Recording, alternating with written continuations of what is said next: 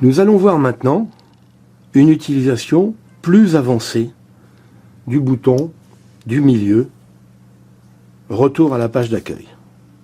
Ce bouton, en fait, permet non seulement de revenir à la page d'accueil, comme je l'ai montré tout à l'heure, mais si on appuie longtemps, il permet de regarder des applications qui ont été lancées récemment.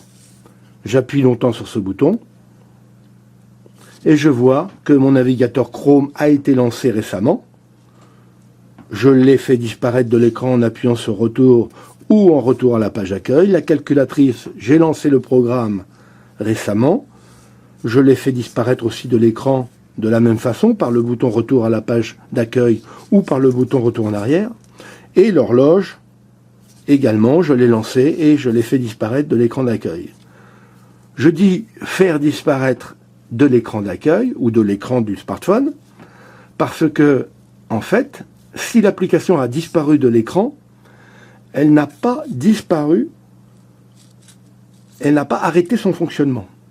C'est-à-dire qu'elle est en arrière-plan, elle attend soit d'être relancée, soit elle continue son fonctionnement et elle se manifestera au moment voulu. On va le voir par exemple avec l'horloge.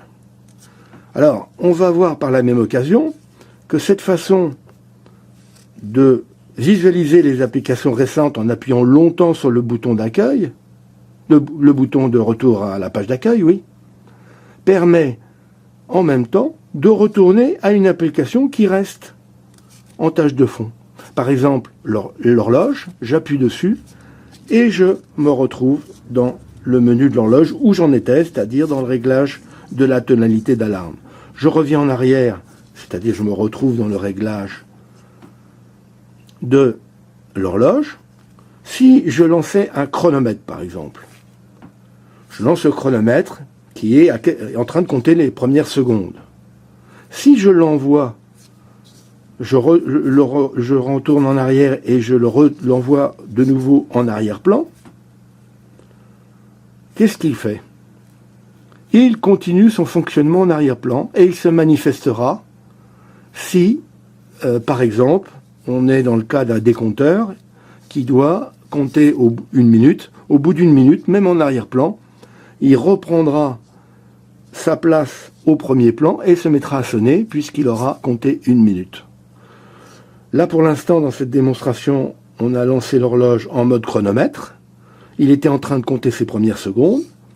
J'appuie longtemps sur le bouton retour à la page d'accueil de façon à visualiser les applications récentes. Je vois déjà que mon horloge a compté plus de secondes que tout à l'heure, puisqu'elle en est à 1 minute 4 secondes. Donc elle a continué à compter en arrière-plan. Donc ce qui veut dire que, en fait, quand vous faites un retour en arrière ou quand vous retournez à l'écran d'accueil et que vous faites disparaître l'application de l'écran, elle ne disparaît pas du fonctionnement du smartphone et elle continue son fonctionnement. C'est vrai, et c'est utile pour des applications comme le chronomètre ou un lecteur de podcast ou un lecteur audio, le lecteur audio continuera à lire la musique qu'il était en train de lire, et vous pourrez faire autre chose en attendant. Donc c'est un espèce de mode multitâche, d'une certaine façon. Et puis, c'est utile aussi pour arrêter des installations au choix ou les relancer quand on veut. C'est-à-dire que là, vous voyez les applications récentes, je peux basculer dessus directement, je peux aller voir, faire un calcul avec ma calculette, et puis revenir sur l'horloge pour voir où est mon décompte. Le décompte a continué.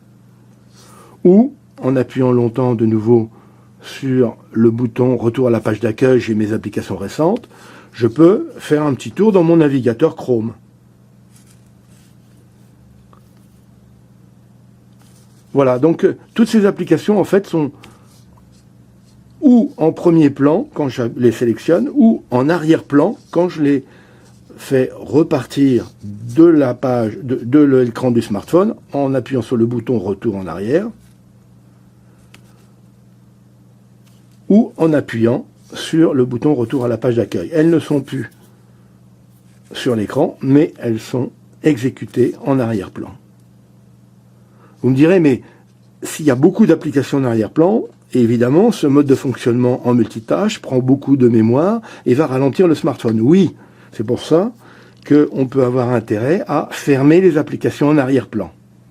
On peut les fermer une par une. Par exemple, je choisis de fermer le navigateur Chrome en le faisant glisser sur le côté, ou alors je décide de toutes les fermer en appuyant sur le bouton corbeille.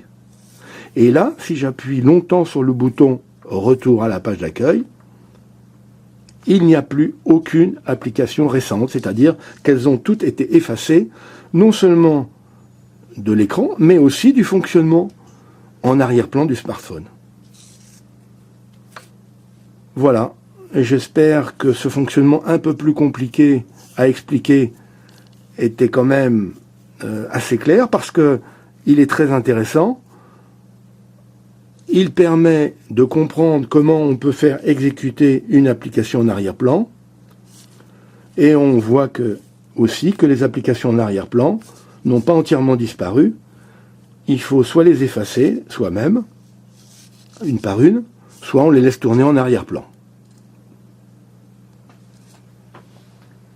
Voilà le double rôle du bouton retour à la page d'accueil et le fonctionnement des applications, soit sur l'écran, soit en arrière-plan.